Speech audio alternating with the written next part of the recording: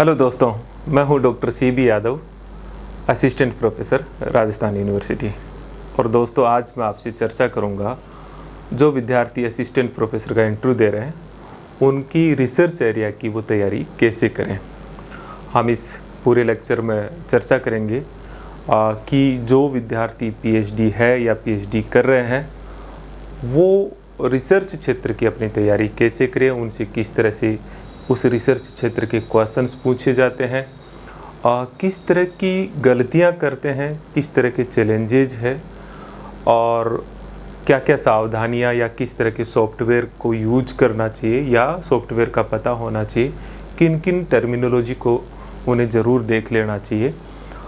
जो विद्यार्थी PhD नहीं कर रहे हैं उनके लिए भी कि वो अपने रिसर्च एप्टीट्यूड को किस तरह से इंटरव्यू बोर्ड के सामने प्रेजेंट करें, इन सब महत्वपूर्ण पहलुओं पे हम चर्चा करेंगे। दोस्तों, असिस्टेंट प्रोफेसर में रिसर्च एप्टीट्यूड सबसे इम्पोर्टेंट होता है अगर आप इसी इंटरव्यू दे रहे हैं तो। लेकिन मैंने जो महसूस किया है, जो मेरा अपना एक इंटरव्यू प्रोग्राम चल रहा है उसमें आप लोगों से रूबरू होता हूँ, मैंने ये महसूस किया कि आप लोग ज़्यादातर लोग, सब लोगों की बात नहीं है, ज़्यादातर लोग जो असिस्टेंट प्रोफेसर को जिस रूप में देखते हैं या जो इस इंटरव्यू के प्रति जो धारणा बना रखी है वो ये होती है कि ये कोई टीचिंग करवाने वाली जॉब है और उसमें कोई टीचिंग स्किल और नॉलेज ही वहाँ इंटरव्यू बोर्ड के सामने प्रेजेंट करना है और उसके बेस पे सिलेक्शन होता है। सच्चाई इससे थोड़ी इतर है। नॉलेज और टीचिंग स्किल और टीचिंग एप्टीट्यूड नेसेसरी है, मतलब बहुत महत्वपूर्ण है, लेकिन इसमें चयन का जो सबसे बड़ा आधार होता है, जो मैं समझता हूँ, इस पे जो मैं रात दिन काम भी करता हूँ इस टॉपिक पे, वो है किसी विद्यार्थी का रिसर्च एप्टीट्यूड, रिसर्च के प्रति रुझान, उसके प्रति समझ। तो क्यों नहीं, अगर आप एक सीरियस स्टूडेंट के तौर पर इंटरव्यू में अपीयर हो रहे हो और आपके लिए एक बहुत बड़ी गोल्डन जॉब इंतज़ार कर रही है, तो आप लोग रिसर्च का अगर आप कर रहे हो या कर चुके हो तो उसकी तैयारी बहुत बेहतर करें। और अगर नहीं भी रिसर्च PhD नहीं करी है अभी तक, तो भी उस पर कुछ बातों का ज़रूर ध्यान रखें। इसलिए इस वीडियो को बहुत गौर से देखिए। मैंने कुछ PPT में कुछ संक्षिप्त टर्मिनोलॉजी लिख ली है ताकि बहुत कम समय में मैं आपको इस पे आपकी एक समझ विकसित करने में मैं मदद कर पाऊँ। लेकिन एक रिक्वेस्ट है आपसे, जनरली विद्यार्थी स्पीड बढ़ा के देखते हैं और उससे उनकी कोई फ़ायदा नहीं होता है। ये कंटेंट नहीं, आपको समझना है। इसलिए सहजता से मैं आपको समझा रहा हूँ और उसी मौलिकता में, उसी नेचुरल वे में आप उसे कनेक्ट होइएगा। तो सबसे पहली चीज़ जो मुझे लगता है मुझे आपसे सबसे पहले रख देनी चाहिए वो ये है कि अगर आपकी PhD है या आप PhD कर रहे हैं तो क्या क्या तैयार करें, और फिर हम थोड़ा बात करते हैं कि किस तरह के क्वेश्चंस आते हैं, उनका कैसे आंसर दिया जाता है। तो कुछ चीज़ें मैंने लिख ली है। अगर आप PhD कर रहे हो या ज़्यादातर PhD का क्षेत्र हो चुका है या PhD कर चुके हो, तो कुछ चीज़ें ज़रूर, जो कॉमन चीज़ें हैं वो ज़रूर तैयार करो। जैसे आपका शोध का ऑब्जेक्टिव या उद्देश्य क्या है। आप 1 से 1.5 मिनट में बताइए कि ऑब्जेक्टिव उद्देश्य क्या है। या आप अपनी थीसिस को जब देखेंगे तो उसमें है, लेकिन वो बहुत लंबा चौड़ा लिखा हुआ है, 4-5 सेंटेंसेज में कैसे आप इसका बता सकते हो। ओरिजिनलिटी मतलब आपकी शोध में मौलिकता क्या है। हम इसे थोड़ा सा अगर कहें तो हम ये भी कह सकते हैं कि आपके शोध का जो रिसर्च गैप है वो रिसर्च गैप क्या है।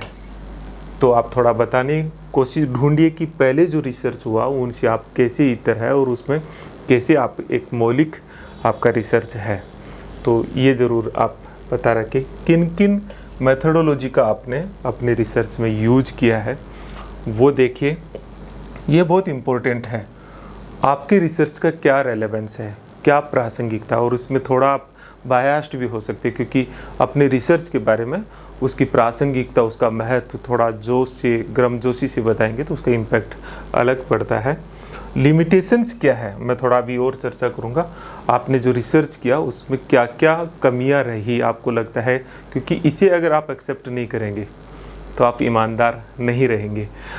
इसी तरह से आपकी रिसर्च का फ्यूचर स्कोप क्या है, ये भी ज़रूर आप बताइए। तो ये कुछ मैंने पॉइंट्स आपको बताए कि इनकी समझ सबसे पहले, अगर आपकी पीएचडी है तो एक एक पॉइंट लिखिए। Objective, originality, research gap, research methodology नहीं है, अगर क्वेश्चनियर बनाया, सैंपल लिया तो सैम्पलिंग, उसकी प्रासंगिकता, लिमिटेशंस, फ्यूचर स्कोप, और ये समझ आप बहुत अच्छे से अपने पीएचडी के जो थीसिस है या जो आप कर रहे हो उनकी एक एक टॉपिक पे जो एक एक मैंने टर्म लिखे है उस पे आप 1 से 1.5 मिनट का एक मैटर डिज़ाइन करें। इसके बाद आप जो करेंगे वो करेंगे कि जो आपका शोध का क्षेत्र है, जो टॉपिक आपने चुना है, उससे संबंधित जो एरिया है, उस क्षेत्र पे, उस सब्जेक्ट पे, उस लिटरेचर पे अपनी एक गहरी समझ विकसित करें। और उसमें भी ज़रूरी है कि उसका जो नया ट्रेंड चल रहा है उस पे समझ विकसित करें, क्योंकि जिन विद्यार्थियों के पीएचडी है या पीएचडी कर रहे हैं उनका इंटरव्यू का बड़ा हिस्सा यही क्षेत्र होता है। तो वो तो कुछ कॉमन चीज़ है जो सबके लिए है। अब आपका जो एरिया है उसमें क्या क्या चीज़ें देखें, एक अपने टॉपिक का बैकग्राउंड देखें कि क्या बैकग्राउंड है। तो एक पेज में बिल्कुल आप बैकग्राउंड लिखिए या बोल के तैयार कीजिए।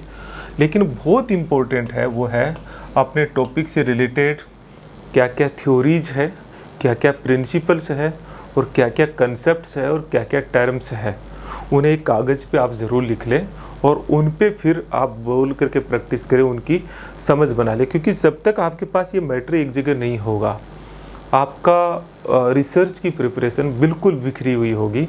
तो सबसे पहले उन्हें एक जगह लिखें। इसमें फिर आप उसमें लिटरेचर, आपने उस टॉपिक से रिलेटेड क्या क्या रिव्यू ऑफ लिटरेचर आपने किया, कोई 5 या 7 अच्छी बुक्स, क्योंकि आप अपनी थीसिस में तो बहुत सारे लिख देते हो, कोई 5 या 7 अच्छे जर्नल्स, कोई 5 अच्छी वेबसाइट उससे संबंधित, ये ज़रूर आप एक जगह लिख करके और उनके बारे में थोड़ी सी जानकारी ले लें। और चूँकि मैं ये बात यहाँ रखूँ तो थोड़ा ठीक नहीं रहेगा, लेकिन ये बात सच है कि रिसर्च की जो गुणवत्ता है वो कोई बहुत अच्छी नहीं रहती है। इसलिए आप अपनी गिरी हुई गुणवत्ता को वहाँ इंटरव्यू बोर्ड के सामने ना प्रेजेंट करें, मतलब वो सामने कम आए। इसके लिए ज़रूरी है कि ये कुछ चीज़ें आप ज़रूर ध्यान रखें। इसी तरह से जो आपका लेटेस्ट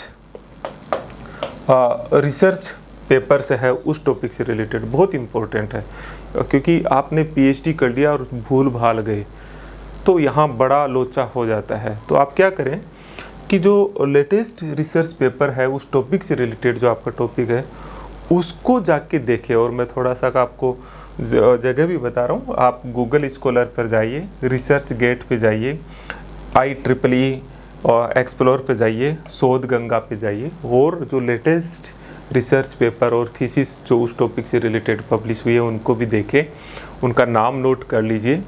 तो ये जानकारी आप एक जगह लिख लीजिए, इनकी एक समझ बना लीजिए। और साथ साथ में अपने रिसर्च टॉपिक से रिलेटेड, मतलब उस टॉपिक का NEP से कनेक्शन बनाइए कि new education policy 202 national education policy 202 है, उससे उसका क्या रिश्ता है, उसको आप ज़रूर कनेक्ट कर लीजिए। तो मैंने सिर्फ एरिया बता रहा हूँ आपको कि आपको एक गाइडलाइन मिले इसमें। ये काम करने के बाद आप क्या करें, कुछ जो ये उन विद्यार्थियों के लिए भी है जो पीएचडी नहीं किए हैं अभी तक, लेकिन पीएचडी से संबंधित जो टर्म्स है और समझ है वो ज़रूर हो। तो रिसर्च से संबंधित कुछ टर्मिनोलॉजी है, उसमें आप कुछ बुक्स भी पढ़ सकते हो। राम आहूजा की बुक्स बहुत पॉपुलर है, तो कुछ टर्मिनोलॉजी ज़रूर देखिए, जैसे रिसर्च, इनोवेशन, डिस्कवरी, इनमें क्या अंतर है, रिसर्च का क्या मीनिंग है। तो अभी तो चूँकि लेक्चर मुझे छोटा रखना है तो मैं डिटेल नहीं बता पाऊँगा। आप ज़रूर थोड़ा गूगल का और इनका सहारा लेके देखिए।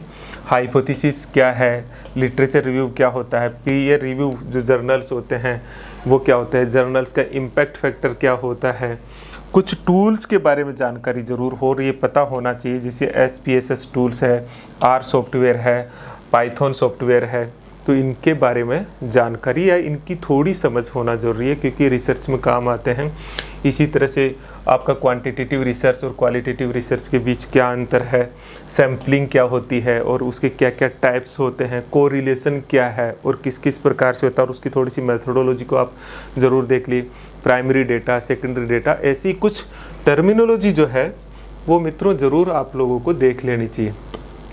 अब जो मैं आता हूँ वो आता हूँ कि आप जब ये रिसर्च है उसमें किस तरह के क्वेश्चंस जो है हमारे रहते हैं, तो कैसे कैसे क्वेश्चंस होते हैं और उनका किस किस तरह से आंसर देना चाहिए। तो मैंने 10 क्वेश्चन जो जनरली किसी भी विद्यार्थी से पूछते हैं, तो वो 10 क्वेश्चंस जो सबके और उनका कैसे कैसे उत्तर दें, तो आप थोड़ा सा देखिएगा। मैंने कुछ तैयार कर लिया। अब धीरे धीरे मैं भी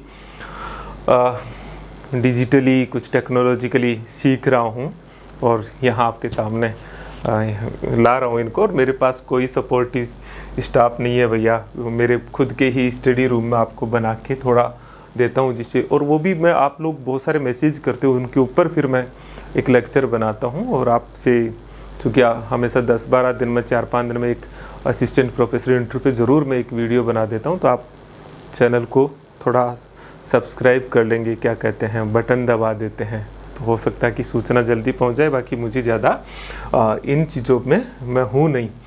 तो कुछ क्वेश्चंस ज़रूर देखें जो पूछते हैं। जैसे एक क्वेश्चन ये ज़रूर पूछते हैं, जाते ही अगर आप पीएचडी के हो, आपके अपने रिसर्च का इसेंस बताइए, उसका सारांश बताइए, क्या सारांश है, जिससे कि वो आपको जानना चाहते हैं। सबसे पहले बात यहीं से शुरू होती है, इसमें आप क्या क्या बताएं, क्योंकि इसको 1 मिनट के भीतर बताना सीखिए, क्योंकि ये तो बिखरा हुआ है, ये प्रैक्टिस करके जाते हैं, उसका प्रभाव ही अलग पड़ता है। तो आप बताएंगे कि उसका अपने शोध का उद्देश्य बताएंगे, उसमें पद्धति बताएंगे और प्रमुख जो फाइंडिंग्स रही है उनको डायरेक्ट वहाँ आ जाएंगे। और फिर अगर थोड़ा सा समय बचता है तो उसकी उपयोगिता, वैसे तो उद्देश्य में उपयोगिता आ जाते हैं, तो ऑब्जेक्ट, मेथड्स और फाइंडिंग्स इस रूप में। और फिर आप देखेंगे कि कोई और चीज़ बची है तो आप बिल्कुल सारांश के तौर पर 1 मिनट में बोल के अभ्यास कीजिए कि कैसे आप उसके बारे में बोलते हैं। अपने रिसर्च की मौलिकता क्या है, ओरिजिनलिटी क्या है, कैसे माने कि आपका रिसर्च एक मौलिक या ओरिजिनल रिसर्च है।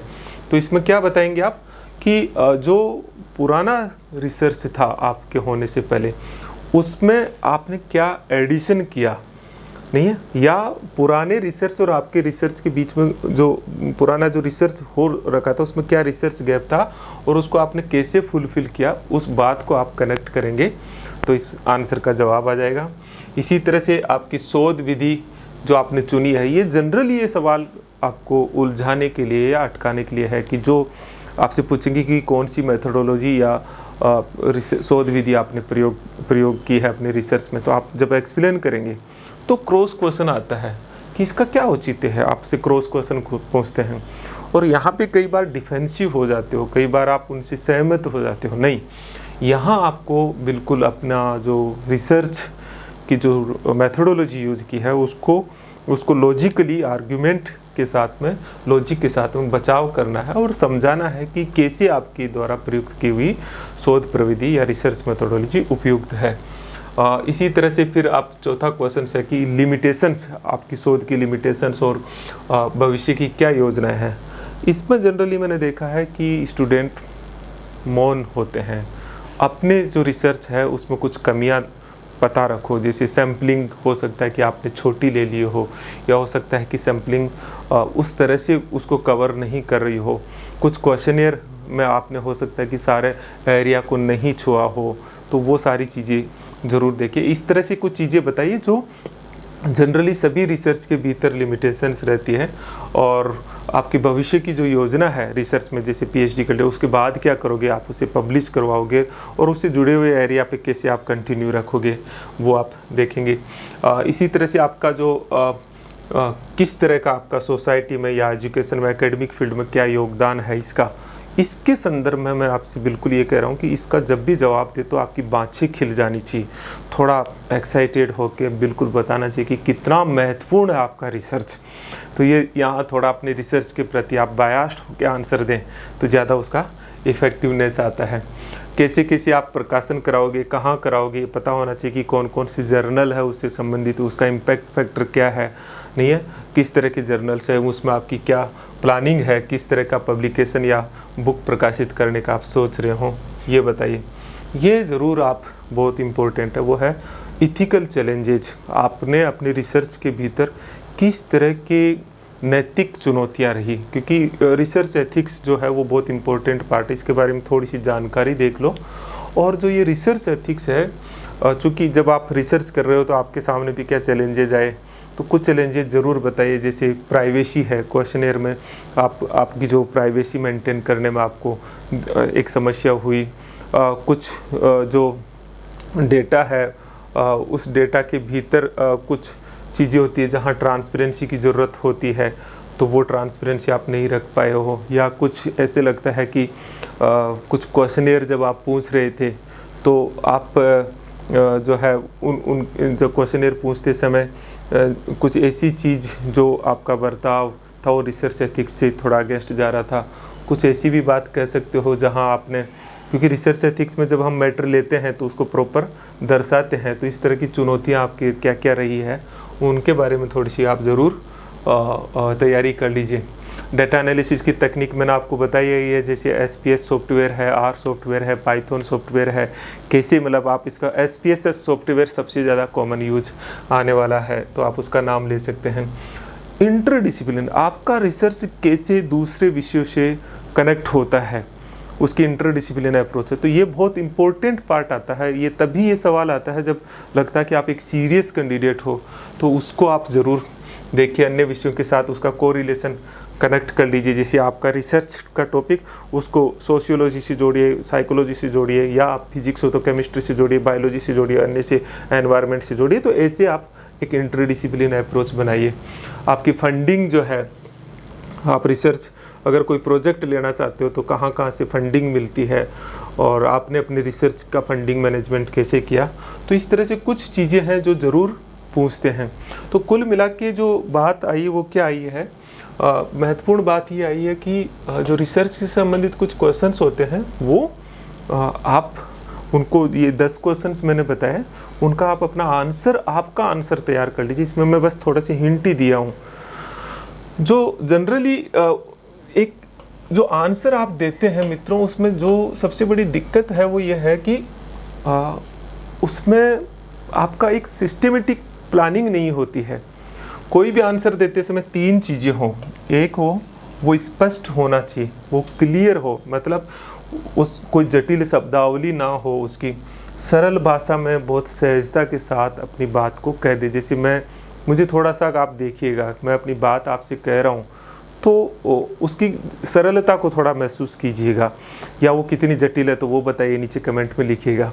इसी तरह से संक्षिप्त होना चाहिए, बात को रिपीट नहीं करना चाहिए। हालांकि हम तो टीचिंग में थोड़ा सा आपको समझाने के लिए 3 बार भी बताना पड़ता है, लेकिन वो बहुत संक्षिप्त, कोई भी आपका आंसर 1-1.5 मिनट से ज़्यादा नहीं होना चाहिए, तो वो संक्षिप्त हो। और इसी तरह से जो है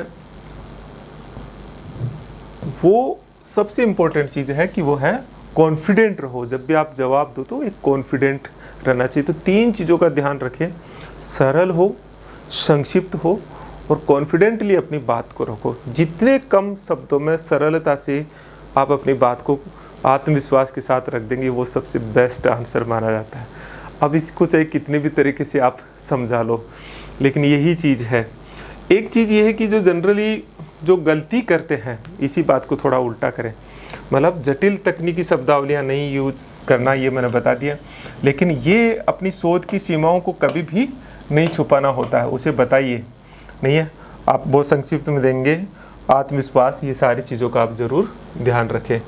एक जो महत्वपूर्ण बात है वो ये है कि अपनी तैयारी में अब आप होता है कि चलिए सारी बात तो है, फाइनली आप क्या करें। फाइनली अपनी थीसिस को, अपने जितने चैप्टर हो गए उनको एक जगह रखो, उनके सब्जेक्ट के प्रति और टॉपिक के प्रति जो मैंने आपको बताया टॉपिक, उनकी एक समझ बना लो। और उसके बाद में मैंने 10 क्वेश्चन बताया, सब्जेक्ट से संबंधित नहीं बताया, तो 10 क्वेश्चन, ये कम से कम 15-20 क्वेश्चन अपने टॉपिक से संबंधित रखो आप। कि उससे संबंधित टर्म्स रखो, लेटेस्ट रिसर्च रखो, कुछ और चीज़ है उसको रखो। मेरा ऐसी समझ है कि लगभग 30 क्वेश्चंस जो है आपको इससे संबंधित लगभग 30 क्वेश्चंस जो है आप एक लिस्ट बना लो अपने रिसर्च से रिलेटेड, और उनका आप क्या करें, अभ्यास करें। मॉक इंटरव्यू और ये फिर आप जो हमारा जैसे हम इंटरव्यू प्रोग्राम में मैं तो हर स्टेज पे लेता हूँ, उनको आप थोड़ा प्रैक्टिस करें। और फिर आप देखें कि जो एक पोर्टफोलियो ज़रूर बना लेना चाहिए। पोर्टफोलियो का मतलब होता है कि अपने बढ़िया सा सीवी के साथ में कौन कौन से रिसर्च पेपर पब्लिश करवाए हैं उनको आप बिल्कुल क्रमबद्ध तरीके से लिख लीजिए। अपनी थीसिस है और है कोई बुक या बुक में चैप्टर लिखा है तो उनकी एक एक प्रति को आप रख लीजिए। आप कहेंगे कि अंदर नहीं ले जाने देते हैं, बहुत सारी यूनिवर्सिटीज़ में तो ले जाते हैं, पीएचसी में नहीं भी ले जाते हैं, तो आप अंदर ज़रूर लेके जाइए और बाहर रख दीजिए। मतलब इंटरव्यू बोर्ड का जो कक्ष है उसके बाहर रख दीजिए। कभी कभी बातचीत में कहिए कि ये सारे रिसर्च पेपर मैंने पब्लिश किए हैं सर, मैंने बाहर रखे हुए हैं। तो अगर अंदर ले जाने दे तो लेके जाइए, अगर नहीं ले जाने दे तो बाहर ज़रूर रखिए। तो एक पोर्टफोलियो तैयार कर लीजिए।